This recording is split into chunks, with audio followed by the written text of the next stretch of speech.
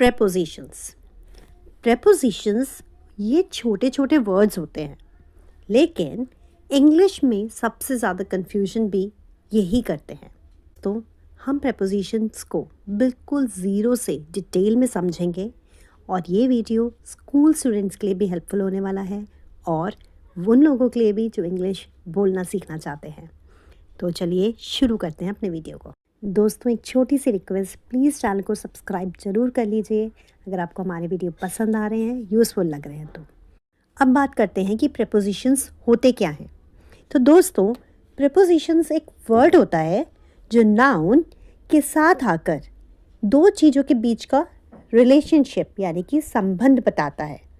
अब रिलेशनशिप का मतलब क्या हुआ यहाँ पे कि कोई चीज़ कहाँ रखी है, मतलब उसकी प्लेस, कोई काम कब हुआ और किस डायरेक्शन में काम हो रहा है, किस डायरेक्शन में कोई मूव कर रहा है, इन सब के बारे में हमें प्रेपोजिशंस बताता है। जैसे कि the book is on the table, यानी कि किताब जो है टेबल के ऊपर है। तो ये यहाँ पे ऑन वर्ड जो है दोस्तों प्रेपोजिशंस है। अच्छे से समझने के लिए उनको हमने 3 ग्रुप में डिवाइड करा है।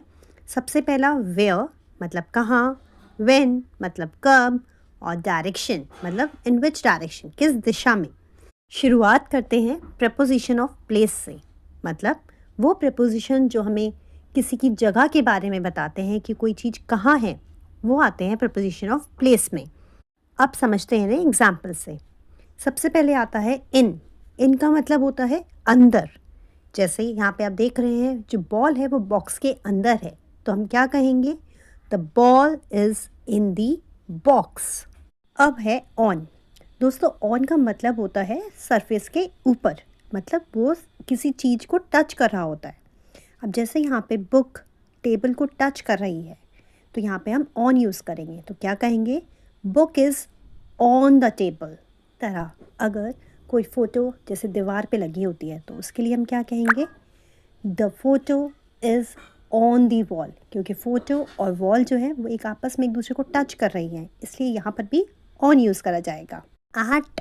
दोस्तों, एट का यूज़ होता है जब हम किसी एग्जैक्ट पॉइंट या किसी स्पेसिफिक पॉइंट की बात करते हैं, मतलब आप पिन पॉइंट कर रहे हैं इस लोकेशन के लिए, तो हम एट यूज़ करते हैं। जैसे I am at the door, मैं डोर पर हूँ। The boy is eight the bus stop, जो बॉय है, जो लड़का है, वो बस स्टॉप पर है। She is at the school, वो स्कूल में है। चलिए एक बार इन, ऑन, एट को रिवाइज करते हैं। इन मतलब अंदर, ऑन मतलब सरफेस के ऊपर और एट मतलब बिल्कुल उसी जगह पे, एग्जैक्ट जगह पे। दोस्तों, इन, ऑन, एट के ऊपर एक डिटेल्ड वीडियो और भी हम बना चुके हैं, प्लीज़ उसे भी जाके ज़रूर देखिएगा, लिंक आपको डिस्क्रिप्शन बॉक्स में मिल जाएगा। नेक्स्ट है अंडर। दोस्तों, अंडर का मतलब होता है नीचे, यानी डायरेक्टली नीचे। जब कोई चीज़ हमारे डायरेक्टली नीचे होती है, बिल्कुल हमारे नीचे होती है, उसको तब हम यूज़ करते हैं अंडर। जैसे कि the cat is under the chair, जो कैट है, जो बिल्ली है, वो बिल्कुल चेयर के नीचे है। जब हम बिल्कुल फ़ैन के नीचे बैठे होते हैं, तब हम क्या बोल सकते हैं, I am sitting under the fan, क्योंकि जस्ट हमारे ऊपर जब हमने देखा तो क्या था, फ़ैन था। अब समझते हैं अबव एंड ओवर को। ध्यान रखिए, अबव एंड ओवर दोनों कोई चीज़ जब हमारे ऊपर होती है तब यूज़ करे जाते हैं, लेकिन दोनों में फ़र्क क्या है। देखिए, जब कोई चीज़ हमारे ऊपर है लेकिन हमें टच नहीं कर रही है, बस हमारे ऊपर है, तब हम यूज़ करते हैं अबव। जैसे फैन इज़ डायरेक्टली अबव अस, ठीक है। या फिर the picture is above the sofa, तो आप समझ पा रहे हैं कि ये चीज़ें ऊपर हैं, किसी चीज़ के ऊपर हैं, ठीक है। अब आता है ओवर। देखिए, ओवर 3 तरह से यूज़ करा जाता है। सबसे पहला ओवर यूज़ होता है जब कोई चीज़ हमारे ऊपर होके हमें ढक रही होती है। दूसरा, जब कोई चीज़ एक जगह से दूसरी जगह जा रही होती है। अभी मैं एग्जाम्पल से समझाऊंगी तो आपको क्लियर हो जाएगा। और तीसरी चीज़, जब कोई चीज़ पूरी जगह फैली हुई होती है, तब हम इन 3 जगहों पे ओवर यूज़ करते हैं। अब तीनों के एक एक एग्जाम्पल समझिए। सबसे पहला कवरिंग वाला, he put his hand over his mouth, उसने अपना हाथ मुंह के ऊपर रखा। समझे, यानी कि उसने अपना मुंह हाथ से कवर कर लिया। दूसरा एग्जाम्पल मूवमेंट वाला, मतलब एक जगह से दूसरी जगह मूव करने वाला, जैसे the plane flew over the city. जो प्लेन है उसने सिटी के ऊपर से गुजरा, वो सिटी के ऊपर से गुजरा। और तीसरा आता है जो कोई जब कोई चीज़ पूरी जगह फैल जाती है, ऑल ओवर जिसको हम बोलते हैं, जैसे the paint is all over the floor, मतलब फर्श पर रंग हर जगह फैल गया है। अब आते हैं इन फ्रंट ऑफ और बिहाइंड। तो देखिए, इन फ्रंट ऑफ का मतलब होता है सामने, बिहाइंड का मतलब पीछे। Simple, the car is in front of the house. जो कार है वो घर के सामने है।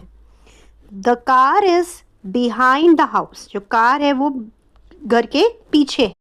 अब आता है बिटवीन। बहुत सिंपल, जब दो चीज़ों के बीच में कुछ होता है तो हम बिटवीन यूज़ करते हैं, जैसे the ball is between the boxes. दोस्तों अब आता है अमंग। तो अमंग का यूज़ कब होता है? जब कोई चीज़ बहुत सारी चीज़ों के बीच में हो, यानी कि ग्रुप में हो, जैसे she was standing among her friends, the teacher walked among the students. Between का मतलब दो, अमंग का मतलब मैनी। अब अगला है नेक्स्ट टू, बिसाइड और नियर।